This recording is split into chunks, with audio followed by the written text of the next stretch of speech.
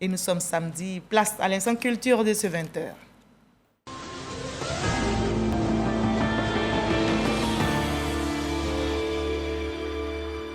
Élue Miss Côte d'Ivoire le 2 juillet dernier au Palais des Congrès Sofitel Hôtel Ivoire, Marlène Kouassi a reçu sa voiture hier vendredi. Le comité Miss Côte d'Ivoire vient ici de réaliser l'une de ses promesses, c'est-à-dire offrir un moyen de déplacement à la plus belle fille de Côte d'Ivoire, Issa Chonayeo. Une semaine après son sac au Palais des Congrès de l'Hôtel d'Ivoire, Marlène Kouassi commence à percevoir les retombées de ses efforts. Elle vient de recevoir, grâce à un partenaire au comité Miss Côte d'Ivoire, son véhicule. Une promesse tenue des organisateurs du concours de beauté qui lui permettra de se déplacer aisément. Je ne m'attendais pas à une telle beauté. Je suis très heureuse parce que j'ai reçu l'une des plus belles voitures. Et ça me fait vraiment plaisir. Je compte en prendre soin pendant cette année de mon mandat. Ce sera mon bijou. Cette cérémonie a été l'occasion, une fois de plus, pour la Miss Côte d'Ivoire de se prononcer sur sa priorité au cours de son mandat. Les premiers challenges qui s'offrent à moi en tant qu'ambassadrice de la beauté ivoirienne, impliquée dans le social et aussi m'atteler à venir en aide aux personnes en décrochage scolaire. Marlène Kouassi se dit prête à défendre la Côte d'Ivoire dans les concours internationaux comme l'a fait Olivia Yassé lors de Miss Monde à Porto Rico au mois de mars 2022 où elle a été élue Miss Africa et deuxième dauphine de la compétition. La bonne chance donc à Marlène Kouassi.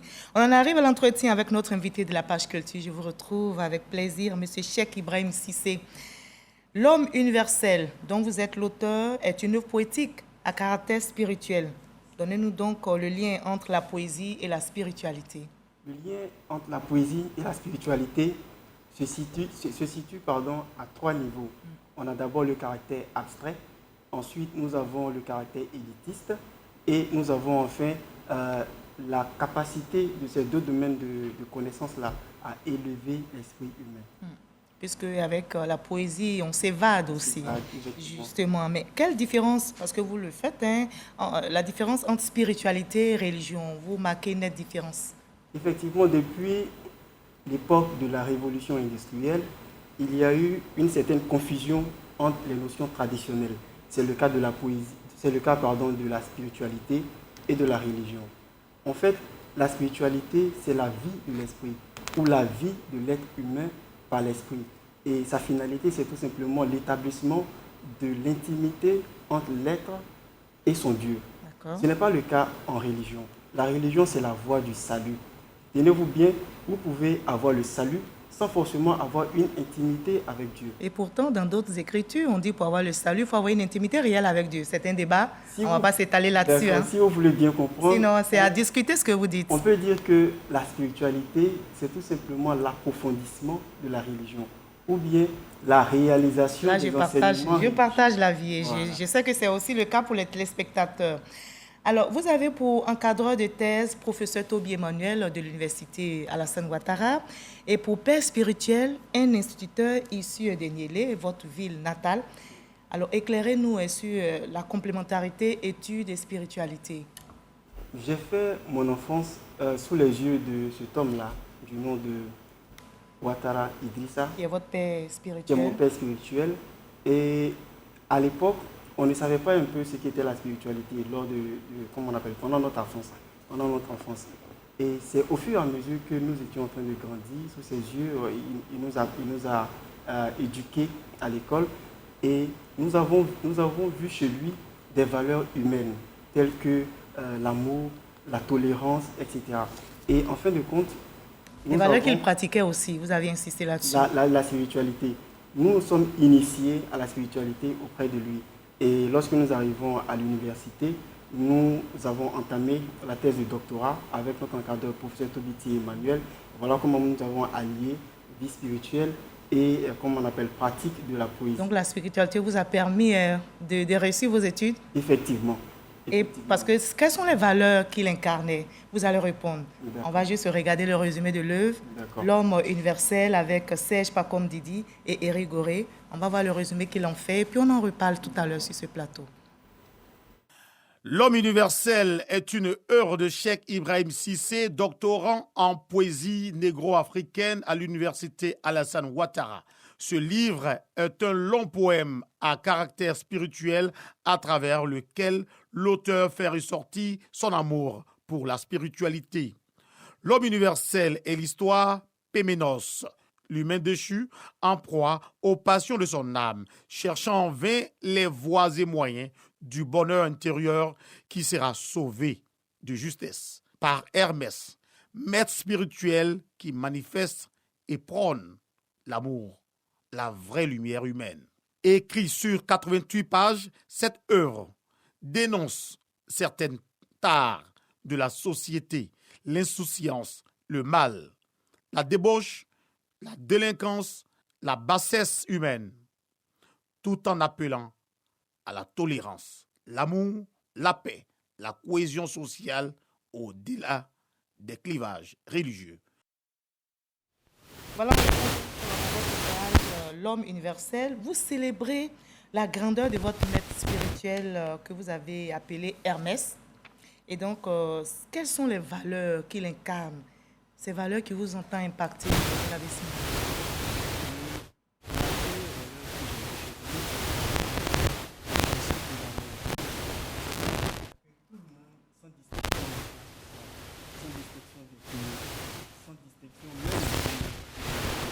Et j'ai vu chez lui quelqu'un qui transforme les hommes à travers sa lumière. Il a transformé les enfants en des personnes responsables aujourd'hui. Et il l'a dit à Amadou Ampatiba. Le miracle en spiritualité, c'est la capacité de transformer les hommes par votre lumière. Et donc, pour permettre aux téléspectateurs de bien vous entendre, vous écouter, c'est tellement intéressant ce que vous dites. On va revenir encore avec la complicité de la réalisation sur ce bel ouvrage que vous avez écrit, L'homme universel pour l'amour et la paix dans le monde. L'homme universel est une œuvre de Cheikh Ibrahim Cissé, doctorant en poésie négro-africaine à l'université Alassane Ouattara. Ce livre est un long poème à caractère spirituel à travers lequel l'auteur fait ressortir son amour pour la spiritualité.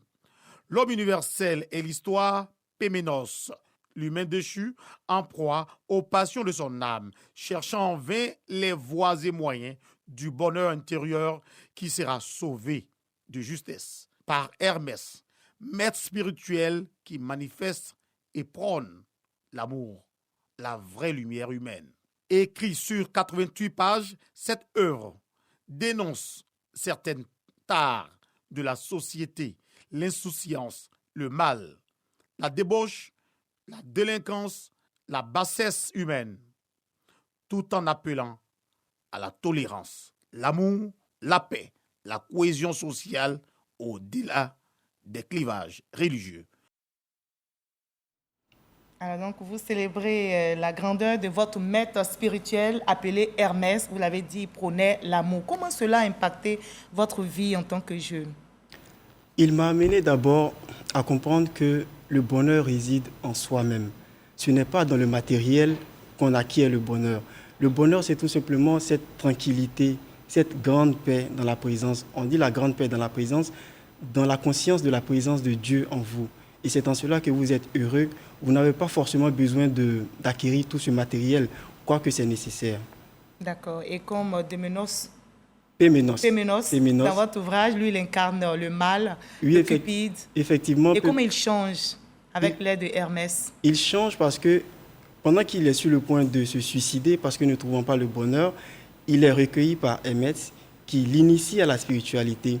L'initiation spirituelle consiste tout simplement en la transmission d'un influx spirituel qu'on pourrait appeler barakat.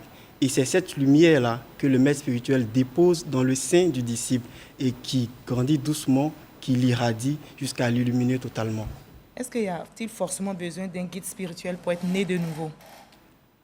Vu la dangerosité, quoique ce soit important, la dangerosité à vouloir emprunter la voie de la spiritualité tout seul, nous pensons qu'il est indéniable d'avoir un maître spirituel. Et il a dit, Mikhail Ivanov, dans Qu'est-ce qu'un maître spirituel? Il est extrêmement important d'avoir un guide spirituel pour pratiquer la spiritualité. Heureusement, il y en a qui vont à l'église, qui ont un Dieu qui va être suprême comme guide spirituel. Alors, vous parlez du sacrifice dans votre œuvre et vous indiquez que Péménos a fait de mauvais sacrifices. Alors, quels sont les bons et les mauvais sacrifices selon vous? Je pense qu'un sacrifice, il est bon lorsqu'il est fait pour une cause qui dépasse notre personne, lorsqu'il est fait pour une cause noble. Et ce n'est pas le cas pour Péménos. Il a fait un sacrifice à visée amorale. Et en général, ce genre de sacrifice est compromission individuelle et collective. C'est-à-dire que c'est un sacrifice qui mène à la perte, tout simplement. Alors, quel lien faites-vous avec le sacrifice d'Abraham évoqué dans les Saintes Écritures? Nous avons lu dans l'histoire d'Abraham, alayhi salam, qu'il a fait son sacrifice pour Dieu, non pas pour lui-même. Malgré le chagrin et la douleur qu'il a pu éprouver, il a accepté de donner son fils en sacrifice. Et Dieu a changé le fils en un bélier. Et cette tradition que nous perpétuons aujourd'hui en islam. Et justement, aujourd'hui, on célèbre la Tabaski. Tout à fait. Et c'est aussi la fête du sacrifice. Quel message on peut tirer de cette célébration de l'Aïd el-Kébir? Le message qu'on peut tirer de la célébration de l'Aïd el-Kabir, c'est la possibilité de l'édification d'un monde de solidarité, d'un monde de partage, d'un monde d'amour où chacun s'entraide et tout le monde s'en sort en fin de compte. D'accord. Et quand vous dites que l'homme sans foi est un sac vide, donc tous ceux qui n'ont pas la foi, ils errent comme ça dans la nature. Les gens ne vous le diront pas, mais en général, les personnes qui ont acquis tout ce que vous voyez autour d'eux, ils n'ont pas cette paix-là en eux en fait. Moi, je crois, au fond de moi, que chaque être humain a envie d'établir cette intimité-là avec la divinité. Qui est Dieu? Mais, qui est Dieu, bien entendu. Vous ne savez pas de mysticisme? Pas forcément, pas D'accord. forcément. Chaque être humain a envie d'établir cette intimité. C'est en nous, en fait. Voilà, c'est divin, c'est en Parce nous. que nous sommes dualité. Voilà, effectivement. Merci beaucoup, M. Cheikh Ibrahim Cissé, d'avoir été notre invité de la page culture de ce samedi. Et merci d'avoir répondu à nos questions. Merci. Vaincre le mal par le bien, facile à dire, difficile à Difficile faire. à le réaliser. Mais qui veut peut. Donc c'est possible. C'est ça. Il faut donc se réconcilier avec son Dieu. Effectivement. Afin de faire le bien comme vous l'avez fait. Et aujourd'hui, vous êtes doctorant en Merci. poésie négro-africaine et vous excellez. C'est un exemple, un message pour cette jeunesse qui vous regarde en 10 secondes. Un message en 10 secondes. Je veux tout simplement inviter la jeunesse à croire en elle. Savoir que tout ce qu'elle veut entreprendre est en elle-même. Ce n'est la faute à personne si elle ne réussit pas. Son pouvoir réside en elle-même. Merci beaucoup. Merci beaucoup. Merci d'avoir été notre invité. Merci. Vaincre le mal donc par le bien, comme on l'a dit, facile à dire, difficile à faire, mais qui veut peut, alors c'est possible. Cédons tous à l'amour, car l'amour triomphe de tout et la foi déplace les montagnes, dit-on. C'est sur ces mots que nous refermons ce journal supervisé par Hervé Blé, réalisé par Awa Savadogo. Merci à vous de nous avoir suivis. Merci à toute l'équipe là-haut. Et à vous, nous vous souhaitons bonne fête de Tabaski. À demain 20h. Prenez soin de vous. Promouvons l'amour dans nos cœurs.